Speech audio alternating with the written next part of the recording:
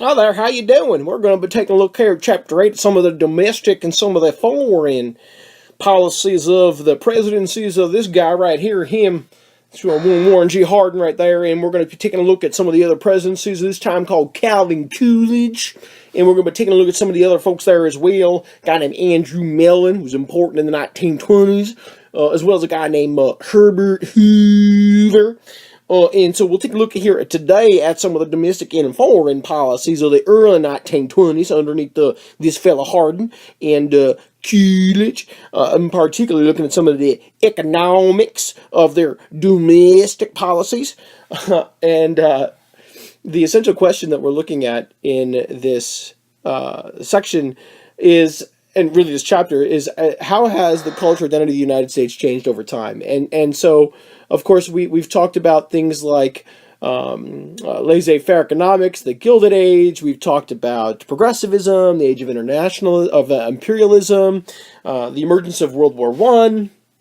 And now we're going to see here as 1920s begin and World War I is becoming a very close, but still a memory, we're going to see laissez-faire return. And this laissez-faire that is going to be returning is going to be this idea of normalcy. And so what happens here as we approach 1920 is an election year. And in this election year, what we're going to see is Warren G. Harding begin to campaign on this idea of what he calls normalcy. And the concept of normalcy is pretty simple.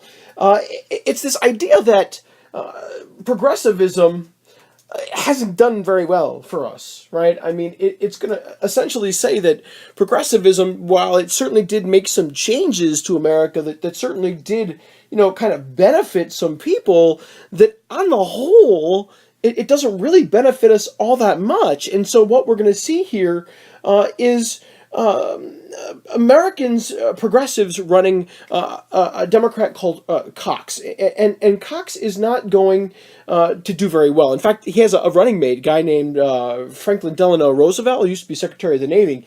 But at any rate, what you're going to see here is this idea that the Democrats are going to continue to push underneath James Cox, which is going to be that, we're going to continue this progressive idea. We're going to continue to try and have an America that is, in fact, progressive. And Woodrow Wilson not wanting to run for another term, since he had already won two, he's going to come in there and he's going to say, you know what, I'm out. James Cox is going to say we're going to be progressive still, and Warren G. Harding is going to say we don't need progressivism anymore. We need to put an end to that. Right? Post World War I, unemployment is at an all-time high.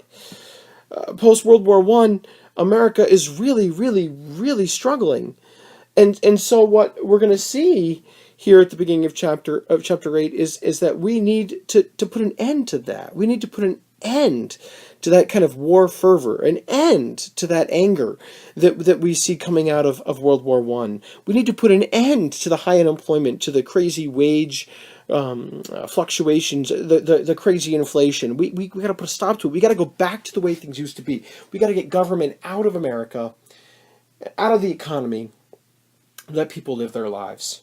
Because that's worked. It's worked in the past. That's his idea. That's his argument anyway. And when he's elected in 1920 and he puts laissez-faire policies into play, the economy is going to turn around. The economy is going to boom. Unemployment is definitely going to drop.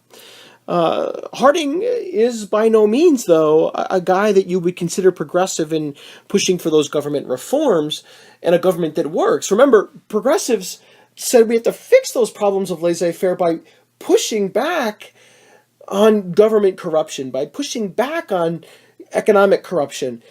Harding says, well, we're going to go back to the way things used to be. He's going to go back to the way the government used to be run as well. And you're going to see a lot of corruption. Examples that we'll talk about in class include the Teapot Dome scandal, the fact that he had a love child conceived in the White House, potentially in the Oval Office closet. He's full of scandal.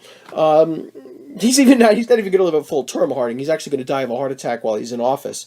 But regardless, what you should know is that Americans are going to look at the corruption that Harding brings into his administration, and they're not going to care, because what he's done is he's put them back to work.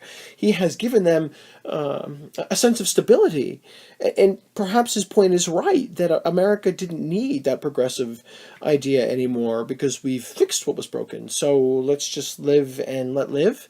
And we'll see if Coolidge is going to continue with that as the presidential election of 1924 approaches, since Harding is dead and Coolidge, as vice president, takes over.